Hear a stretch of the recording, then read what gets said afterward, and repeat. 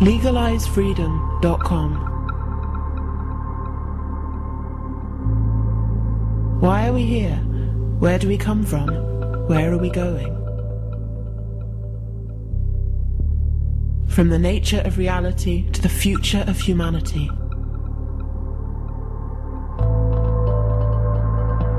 Beyond politics, poverty and war. LegalizeFreedom.com.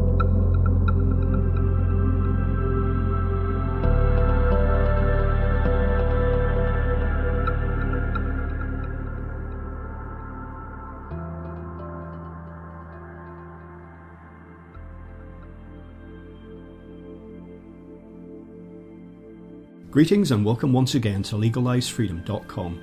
I'm your host Greg Moffitt, and my guest today is Tony Wright, who joins us to discuss his book, Return to the Brain of Eden, Restoring the Connection Between Neurochemistry and Consciousness. Over a period of 1 million years, the human brain expanded at an increasingly rapid rate, but suddenly, around 200,000 years ago, this expansion stopped. Modern science has overlooked this in order to maintain the illusion that humans are at the pinnacle of evolution. However, it is extremely significant that the abrupt end to brain expansion explains not only recently uncovered anomalies within the human brain, but also the universal mythic traditions of a lost earthly paradise and of humanity's degeneration from our original state of perpetual wonder and joy. Drawing on more than 20 years of research, Return to the Brain of Eden explores how our modern brains are performing far below their true potential and how we can unlock our higher abilities and return to the euphoria of our distant past. It explains how for millions of years, early forest-dwelling humans were primarily consuming the hormone-rich sex organs of plants, otherwise known as fruit, which contains a highly complex biochemical cocktail evolved to influence DNA transcription, rapid brain development, and elevated neural and pineal gland activity. Recent neurological and psychological studies suggest that the loss of our symbiotic fruit-based diet led to a progressive neurodegenerative condition characterized by aggressive behavior, a fearful perception of the world, and the suppression of higher artistic, mathematical, and spiritual abilities. Return to the Brain of Eden shows how many shamanic and spiritual traditions were developed to counteract our decline, and outlines a strategy to reverse our degeneration, restore our connection with the plant world, and regain the bliss and peace that is the true human condition. Hello and welcome, Tony, and thank you so much for joining us today on LegalizeFreedom.com. Hi, Greg. Good to be here, and looking forward to your questions. Now, Tony, today we're going to discuss your forthcoming book, which you've co-authored with, is it Graham Ginn? Am I pronouncing that correctly? Graham Ginn. Oh, yes, Ginn, okay. The book's entitled Return to the Brain of Eden, Restoring the Connection Between Neurochemistry and Consciousness. Before we get into that, perhaps you could just tell us a bit about your personal background and how you came to be doing this work in the first place. That'd probably fill a whole interview in itself, but the brief version... I guess like a lot of people curious about, the world we inhabit, what's going on, and ran into some people who were interested in, I guess, what drives all of that. At least that's what I've come to understand. Effectively, our state of mind is central to everything we do and the culture and civilization that we manifest. So a good 20 years ago or more, those were the kind of things that came together. And I just, my curiosity got the better of me, and I started digging into the literature and started some self-experimentation, and really recognized that my interest was to do with what we generally term as consciousness, our state of mind, and how that plays such a all-pervasive role in what we create. And really my interest was, if there's a problem with what we're doing as a species, is that the place to look? And obviously being rapidly aware that many other people had asked these questions. In fact, the origins of the kind of religious and spiritual traditions were all asking similar questions. So I really just revisiting that, but trying to look at it perhaps from a more Western or rational perspective, and looking for a way of understanding it that perhaps was more suited to modern language, I guess, and perhaps my own limits in understanding. Now, the starting point for all this, generally speaking, is that sometime in the distant past in human history, there was a golden age. And then at some point after that, there was a fall from grace. This ties in with what most people will be familiar with as the story of the Garden of Eden. And these two themes, that of a golden age and also of a fall, these are universal themes. Yes, very much. Well, yes. I mean that's a central part of what's covered in the book and my sort of interest. And I was really looking to try and tie that together with the increasing awareness. Well, hardly new. In fact, people have been, incredibly intelligent, creative people have been commenting on the human condition and our apparent insanity for an awful long time. So just really looking, I was just interested to know whether there was a connection there. And obviously, it struck me quite early on that, looking for perhaps a new perspective or looking for clues, it would be sensible to get a good handle on our origins. Was there anything in our origins that might make sense of all this? And you mentioned the Garden of Eden story, which of course is a classic version of these universal ideas, myths, beliefs, and so on. And yes, really looking to see if that correlated with what I might call the Western tradition or the modern scientific tradition.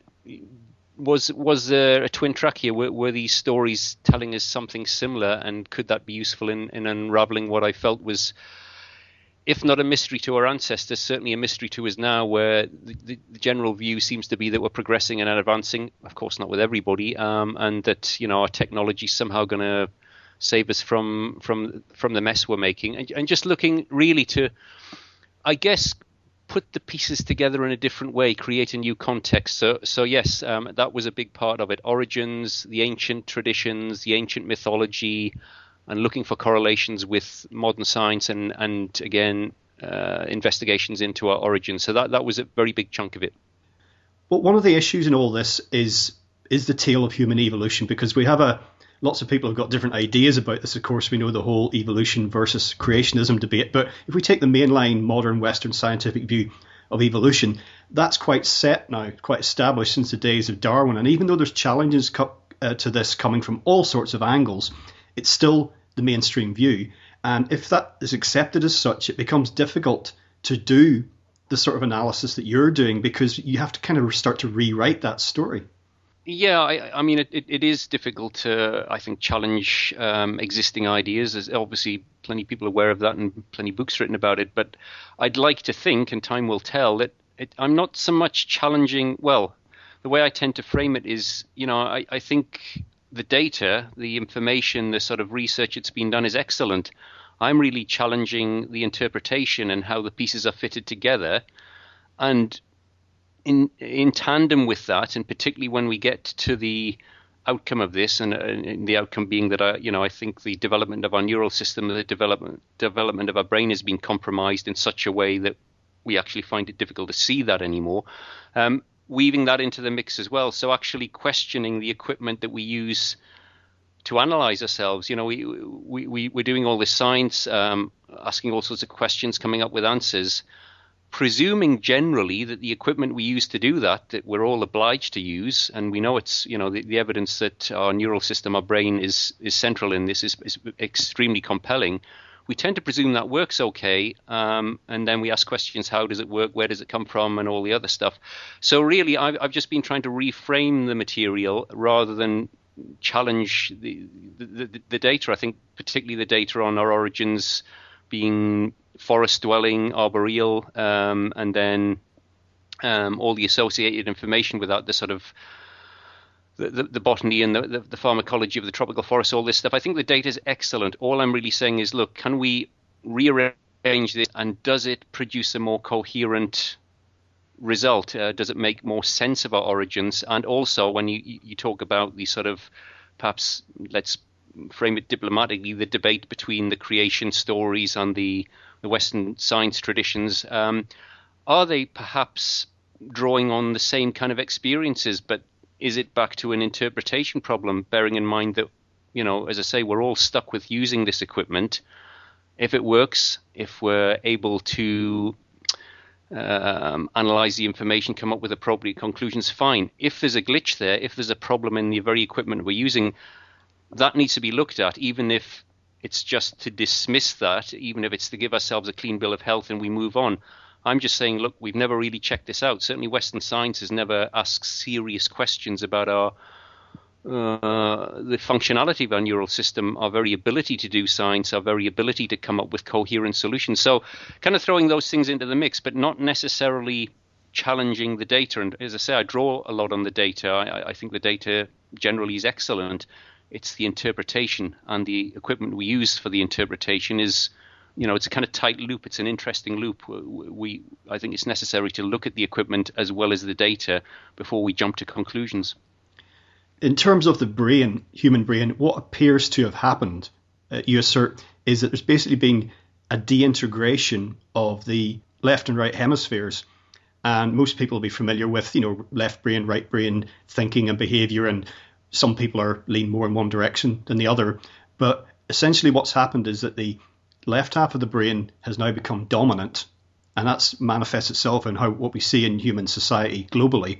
But also as a result of this long process that you detail, not only is the left dominant, but it's become quite severely damaged, or it's impaired in some way, and that the right is less so, but also it's untapped because it is not dominant, and there's a lot of potential there that could be used actually to reintegrate the brain if we could just tap into that.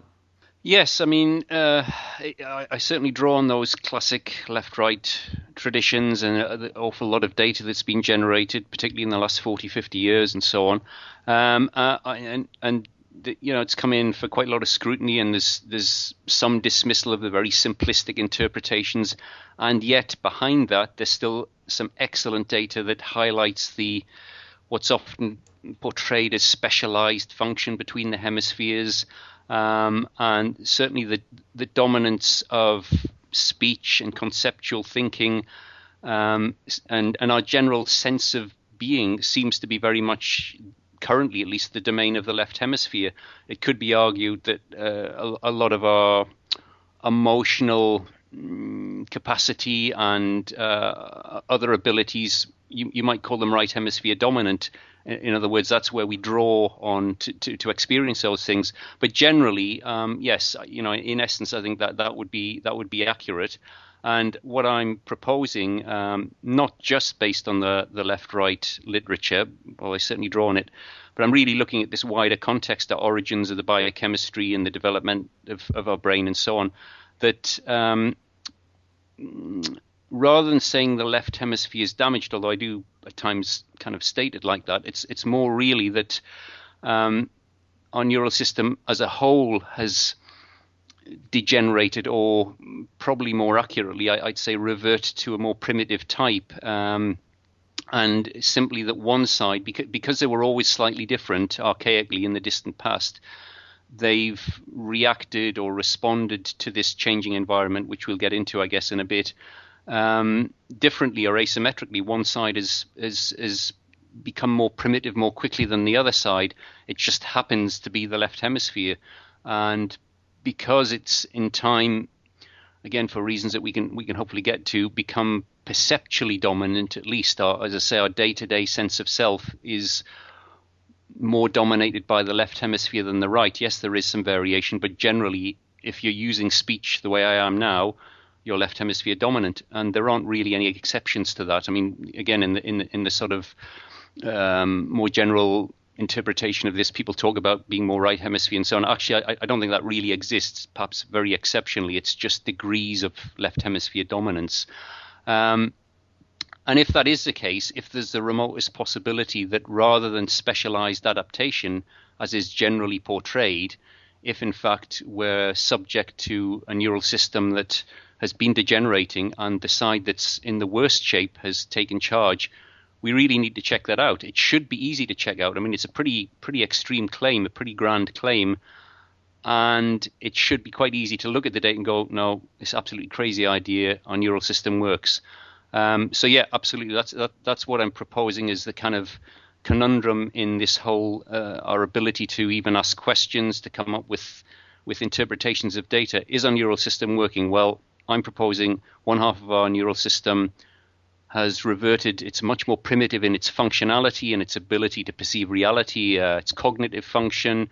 It's lost a lot of what we call, I mean, remember, these are all labels, emotional capacity and so on and so forth.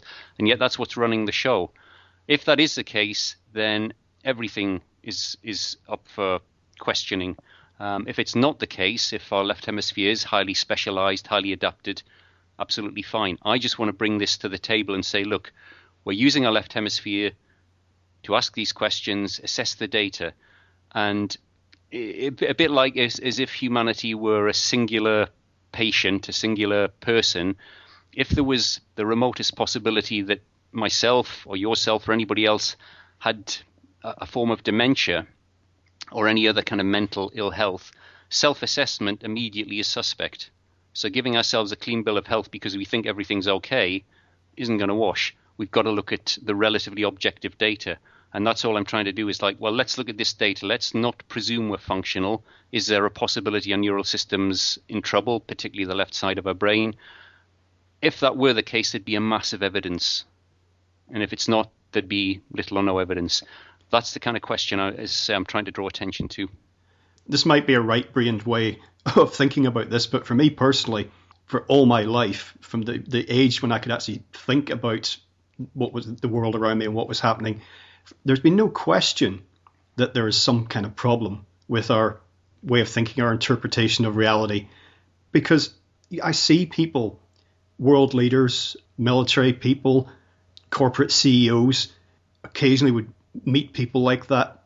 And my senses tell me, when I say that, I mean everything beyond my five senses tell me that these people are almost a different species. They're not, probably, but how they behave, it's just their way of thinking is alien. We only have to turn on the 10 o'clock news to see that there is a problem. Yes, I mean, I'd completely agree with you, although neither myself or yourself are the first to recognize this. It's right back through recorded history, as far back as that goes. There seem to be people, or a good percentage of society, saying exactly that. There's hardly anything new in talk of human behavior being suspect to perhaps clinically insane. And I mean, you've probably noticed this yourself in the last 5-10 years, the term sociopath and psychopath are bandied around much more widely than they were, and generally aimed at the sort of hierarchical structures our societies have had in place for a long time. And actually, I think they're accurate. Although, back to your point, I don't think this is a condition that affects a minority of people. I think it's universal. I think it's species-wide. However, there are a number of variables that lead to a spectrum of symptoms, shall we say, and some people are much more afflicted than others. And intriguingly, the correlation between specific symptoms and the depth or the degree of the condition seem to relate quite well. So, for example, the more afflicted you are with this condition, the more there's an underlying fear and a need for control, hand in hand with perhaps less ability to perceive reality, less cognitive function. So you end up, in principle at least, with an explanation for why some of the least functional people have a desire to end up in control, and they usually do. So it's really, in part, a diagnosis for this hierarchy of madness that we seem to be subject to for the last several thousand years at least, and perhaps it's getting worse. And in tandem with that, because hormones play a big part in this theory, and again, hopefully we'll get to that, there's a gender issue here as well. And while I want to reiterate that this is species-wide and it afflicts everybody, at least my proposal, that's what I'm proposing, males, because testosterone plays a key role in this, are more afflicted than females. What it doesn't mean is that males exclusively exhibit these traits and females don't. But I would expect males to exhibit a more extreme spectrum of symptoms. So you'll end up with the worst end of this neurological retardation, as I call it, the complete lack of empathy, the complete lack of being able to perceive reality, a complete form of dementia, I guess.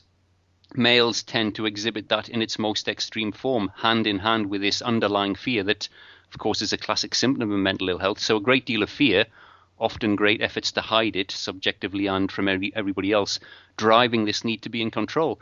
So it's really in part an explanation for these social and societal structures that we have.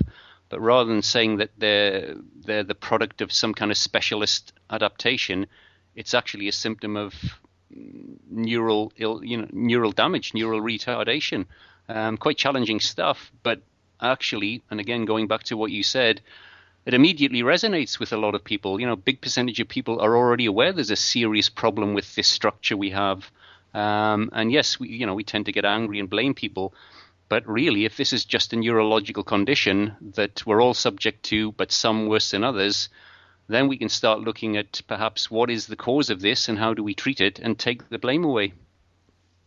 Well, let's talk about the process underlying this, because your book points back to, in their early development, basically a change in environment and specifically diet, which is key. Well, there are several key pieces to this, and it takes a little while to piece them together. So yes, I mean, back to my early interest in this, and again, as I mentioned, it struck me that our origins, what were our origins exactly? How did we evolve in the way we did? And a lot of the classic questions, particularly around our our unusually large brain, at least in regard to our body size and so on.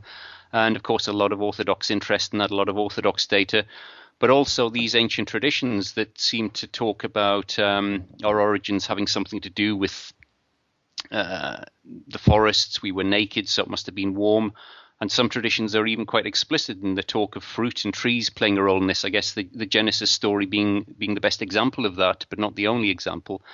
So I really just wanted to look at all the data on our origins, not just the modern data, and look for anything unusual. And what struck me, and I have a little bit of a background in plant sciences, was that actually there was something incredibly unusual in our origins. If the data is correct, it wasn't just that we lived in the forests and we were some form of primate or ape, but we actually had a relationship with the forest that is virtually unique in the whole of evolutionary history. And this, immediately jumped out at me. So, oh, this is fascinating.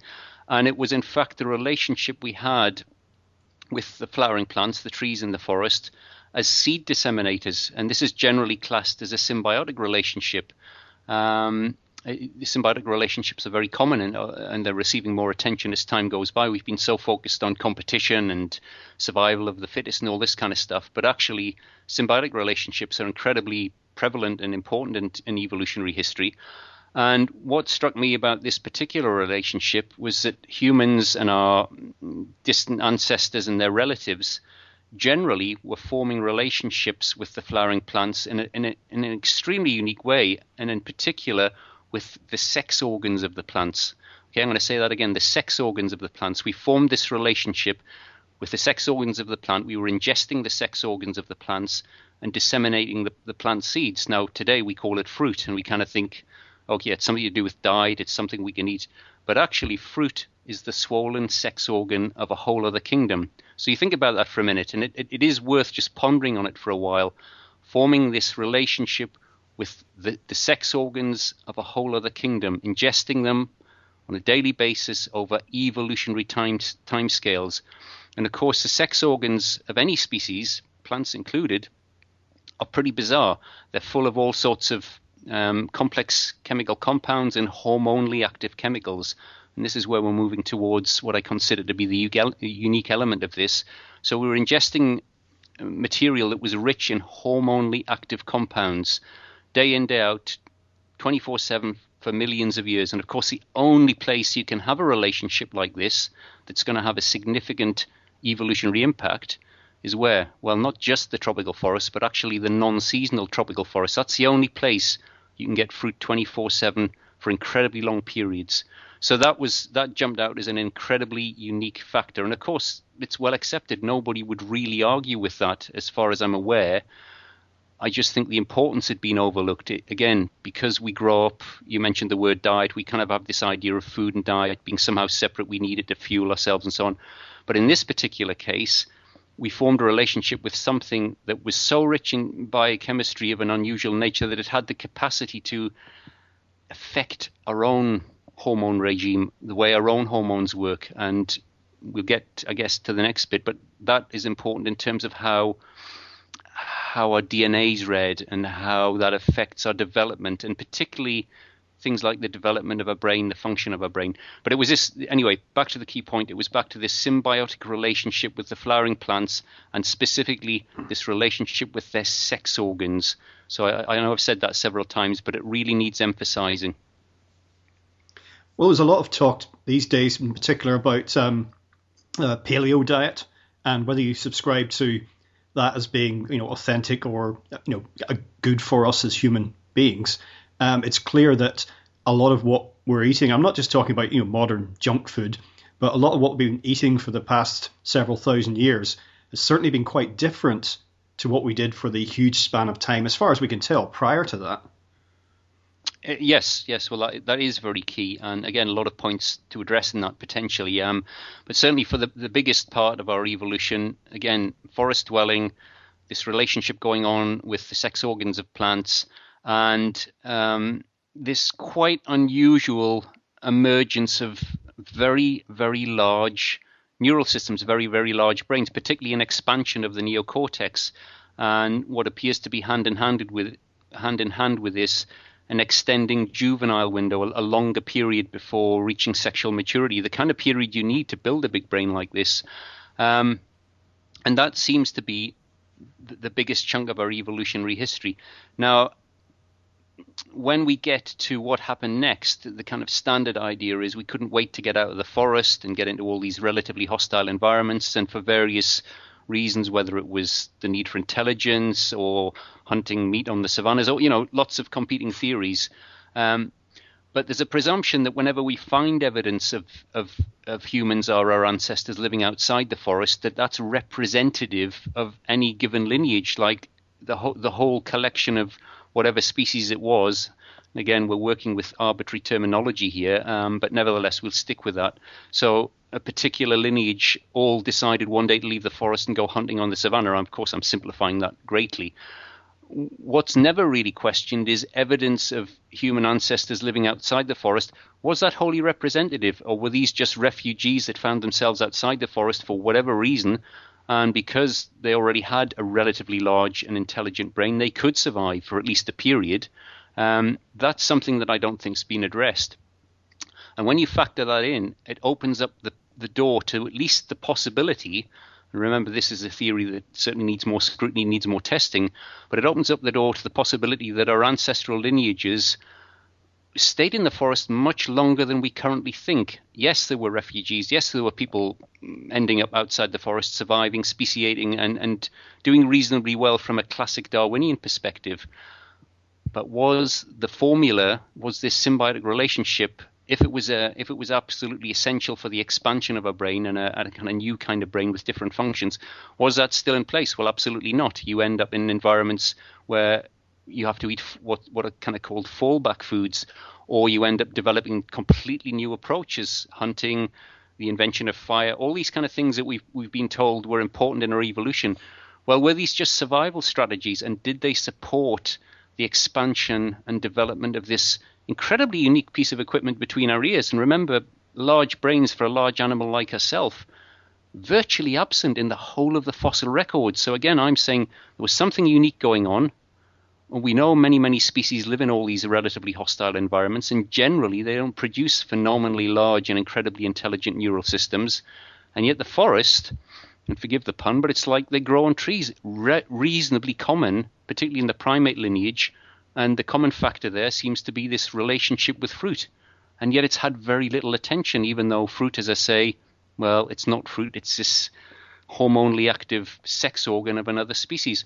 So really, what I'm trying to say is, have we tried to make the data fit our expectations based on this idea of survival of the fittest and so on, when in fact there's already a mechanism in place that would completely change the way our DNA is read and completely change the way our hormones work, and how that must have impacted on the length of our developmental windows, and in turn how long our brain gets to develop, and on top of that the biochemistry that our brain needs to run on. So really, I'm not saying anything new here. I'm just saying let's look at the data in a different way. Let's look at these factors. Let's look for anything unusual. Well, we've got something unusual. Could that have been a factor?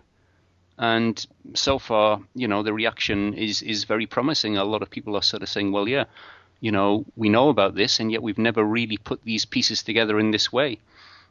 Now, if, as you mentioned a few moments ago, certain sections of the human species found themselves, for whatever reason, outside of the forest, had to adapt, survive, find new ways, new modes, new strategies for survival, they wouldn't necessarily, if that new lifestyle and amended diet and more challenging environment was less optimal for their development, and over time they did suffer, physically or mentally, the forest dwellers that were still there, they obviously didn't go on to become dominant. We can see that now where we stand in human development today. So at some point, what environmentally happened was some sort of climate event, perhaps, that resulted in more and more humans having to leave the forest and the degradation of the forest over time. It would stand to reason, if the forest was the optimal environment, that those humans would stay dominant, on top of the tree, so to speak.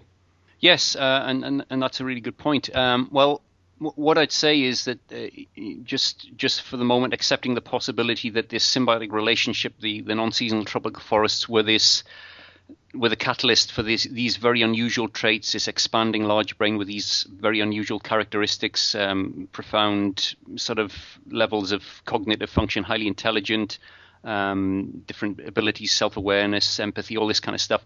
If that was a function, if that was a product of this symbiotic relationship, then what I'd expect, or what certainly could fit very well, is yes, you get periods of forest contraction where various lineages might get isolated, and then you end up, as you say, survival approaches where this optimal formula is gone, but species clearly survive. But this may have gone on a lot longer than we thought. However, tropical forests, while they can be stable perhaps for millions of years, they are the Achilles heel in this theory. If your neural development, neural function is dependent on the mature and combined products of a particular kind of forest, if it ever does go completely, then you're going to be in trouble. So what I'm suggesting is that humans, and I'm not saying this from a kind of arrogant perspective, but it looks to me like humans may have been one of the last species in this kind of relationship to survive until the forest did finally pretty much disappear in one of these great climatic dryings, which we know, or at least the evidence suggests, do occur from time to time, and even tropical forests can succumb. And it looks like the African forests were perhaps a little bit more susceptible than some of the other tropical forests. And there certainly seems to be windows of drying, including the kind of window that might correlate, looks like it could correlate, with the end of the rapid expansion of our neural system.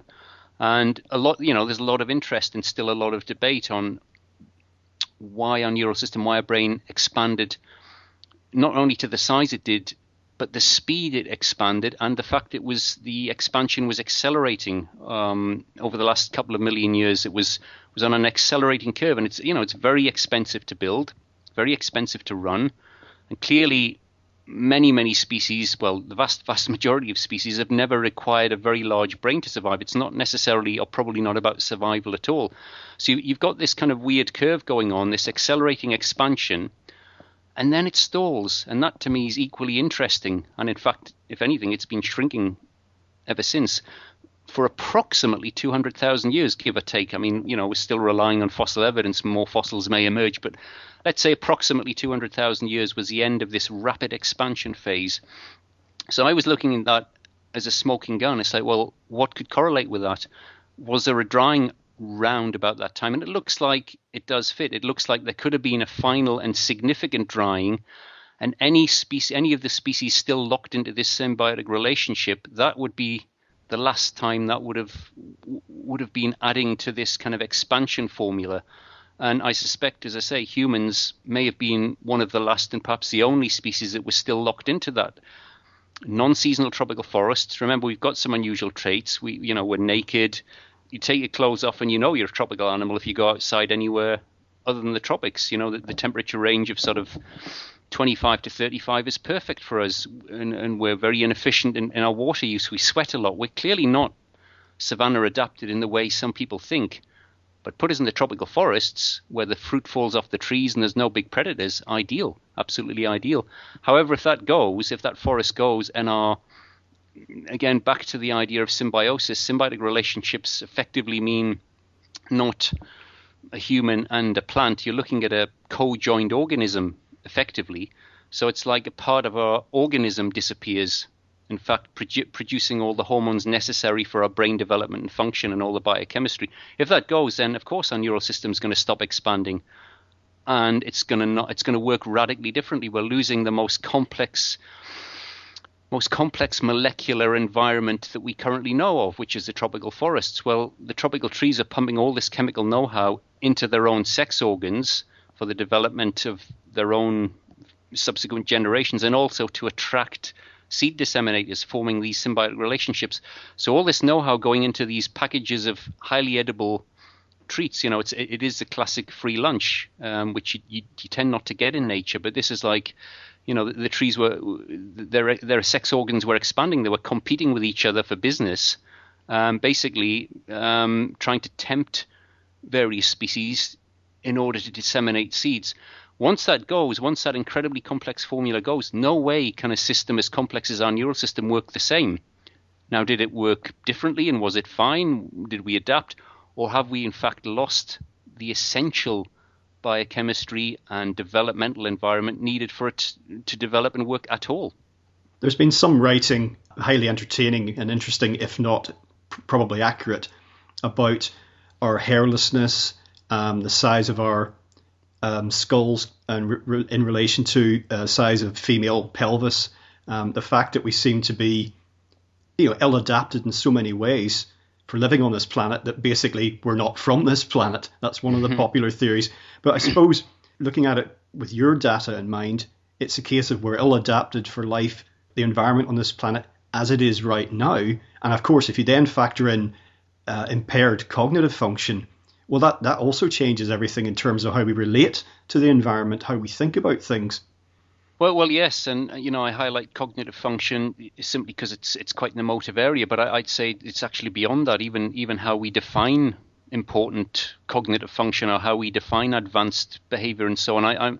I'm really talking about a very perception of who and what we are. That inevitably must have changed. The evidence for an incredibly tight correlation between neural structure generally, including subcellular structure, and the neurochemistry, tiny changes, minuscule brain damage as small as a pinprick, or changes in the development environment, injury as an adult. All of these things we know can have a massive impact on our sense of who we are and our behavior and so on. So what I'm really saying is here that it looks like, the origins, our neural system was hothoused quite literally in these, in the most complex molecular ecology we know. And we had this very incredibly unique relationship with the species that produce this molecular ecology, the flowering plants, way more complex than mammals. They produce way more chemistry than we could ever dream of. If that all goes, then of course it must have had a massive impact, not just on the development and our cognitive function, but our very sense of who and what we are.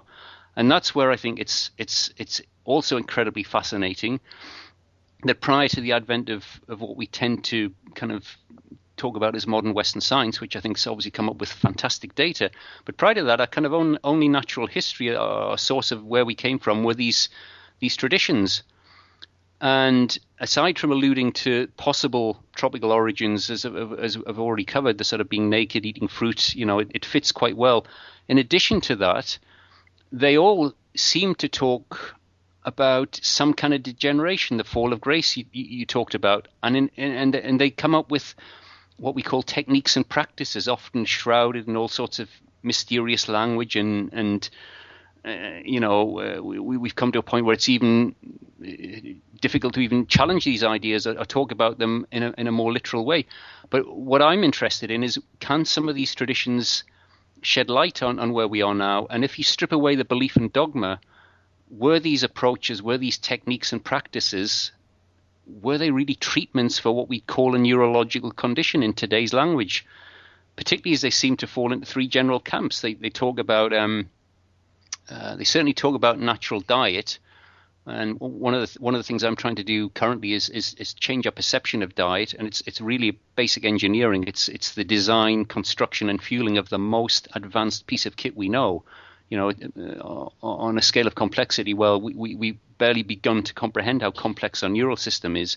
So basic design, basic construction, basic fueling, that's embedded in the ancient traditions. They talk about natural diet. They also talk about techniques that seem to fall into the camp of inhibiting the input of the left hemisphere, not talking, anything to inhibit speech, anything to get out of the rational mind, the chattering mind. And then techniques that seem to engage the right hemisphere, including, of course, the very judicious use of neurochemical analogues.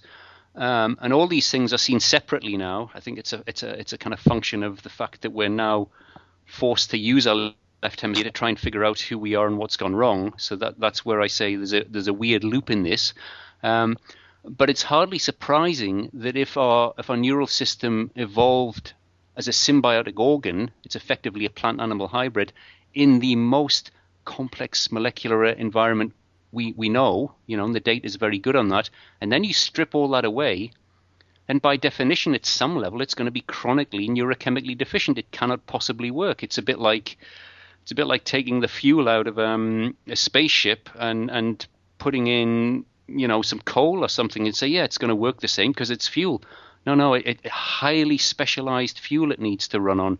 Therefore, not surprising, we have this whole array of techniques. As I say, I would call them treatments, trying to access this latent function, trying to get it working in all sorts of ways.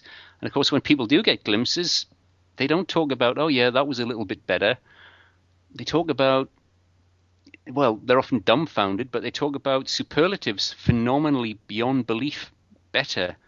And these things seem to be locked away, and they're clearly not part of our normal function. Otherwise, we'd experience them on a day-to-day basis. Well, these are pretty unusual experiences, yet accounts of them are littered throughout human history, and people still experience them today.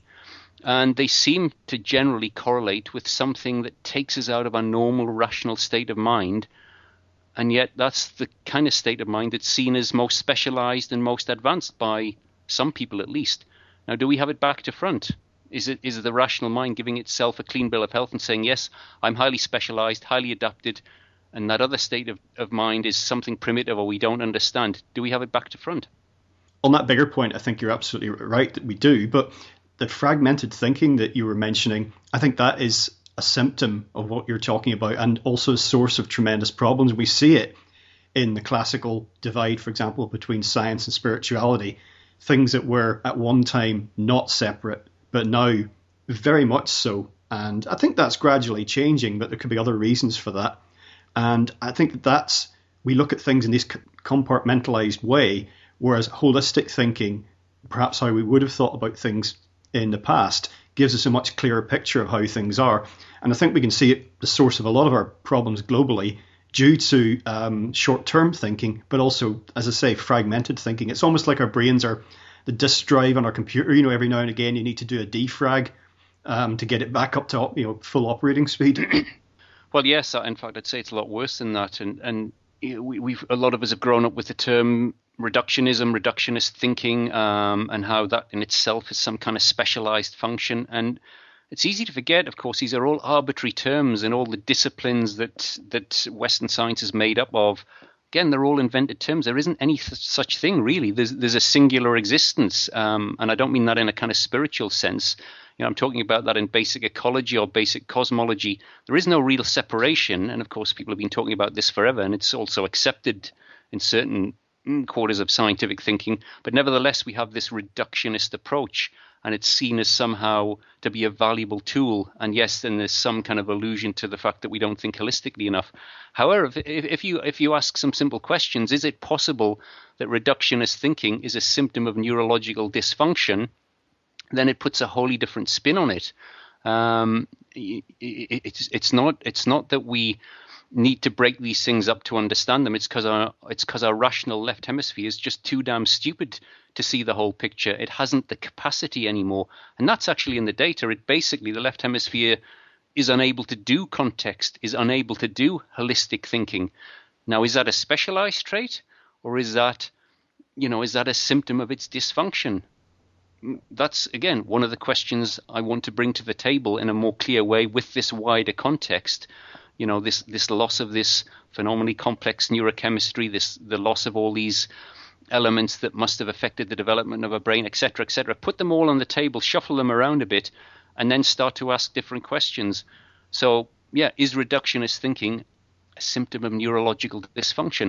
Of course, my proposal is yes, absolutely. Exactly what I'd expect. We cannot perceive the whole picture anymore. It's like we're using your computer analogy. We're trying to use a 30-year-old early computer to watch high definition TV. Well, it just doesn't have the function. It cannot do it. It's not being bloody minded. It's not saying I'm not going to do it like that. And yet it kind of spins a story for itself. And this is something the left hemisphere is known to do. It's perpetually confabulates. It invents stories to cover its own backside all the time. So it invents a story. Yes, highly specialized skills. Reductionism is a specialized approach. Reductionist thinking is necessary to make sense of all this. Well, perhaps, but then if you look at savant skills and abilities and prodigious genius abilities, and they all generally seem to be something to do with the left hemisphere. We don't necessarily fully understand them, but there are certainly individuals capable of juggling phenomenal amounts of information without any problem whatsoever. So clearly we have that capacity somewhere, and yet we're dominated by this fragmented thinking. So what on earth's going on there? Specialized abilities? In the talks I do, I say it's more like special needs, to be honest. Yes, and you raise the issue that perhaps the peak experiences or peak abilities, for example, of some of the individuals you just mentioned, that's treated as anomalous. That in some cases there's something wrong here. And I've known a couple of autistic people, and that they did have some issues with functioning with the rest of society. But that can also say something about the rest of society. But I think that in things like telepathy, for example, and remote viewing, instead of these, these are not taken seriously at all, really, by the scientific mainstream. But in those abilities that some people clearly have, we see a glimpse of the higher brain function that perhaps we have lost. That's not something that, these people are not freaks of some sort. It's just that there's some signal still getting through. And that this perhaps in the past, the very distant past, these sort of abilities would have been absolutely normal. Yes, well, I'd probably take a middle ground there somewhere, and and being aware of how I present this. I'd say for the most part, or pretty universally actually, I'd say there haven't been any what we might term today as fully functional humans around for a very long time. What I think we've started to see in this process of degeneration is, if one side of our neocortex has been degenerating more quickly than the other, and yet paradoxically, particularly in recent times, the last 5,000-10,000 years, has perceptually at least taken charge. And again, there's reasons for that if we can get into it at this time. What I think you end up with then is the weaker of the two hemispheres paradoxically in charge, and as the degeneration proceeds and if it perhaps even accelerates, its very ability to stay in charge can become compromised as well. So you can end up with situations either with structural and very tangible damage, where people have had accidents and the damage has clearly been left hemisphere. Sometimes the evidence isn't clear, but where you get, using the terms you used, bigger holes punched in our normal perception. So it's still perceptually dominant, but there's more access to this very latent function. And it's, I don't even think that's fully fired up, but it's very impressive compared to our normal function. So yes, I think what you get is potentially more dysfunction in our left hemisphere paradoxically can release function in the right hemisphere because it just isn't able to control everything quite so well anymore. And that's why I think you can get this apparent contradiction with individuals who display inabilities in certain areas of social function. And of course, it does ask questions about what we consider normal. But beyond that, I think there probably is, or certainly in a lot of cases, there is more dysfunction in some ways. The left hemisphere is more dysfunctional, but that's the very mechanism that's allowing more access to the latent abilities that yes, absolutely, I think were normal for everybody all the time.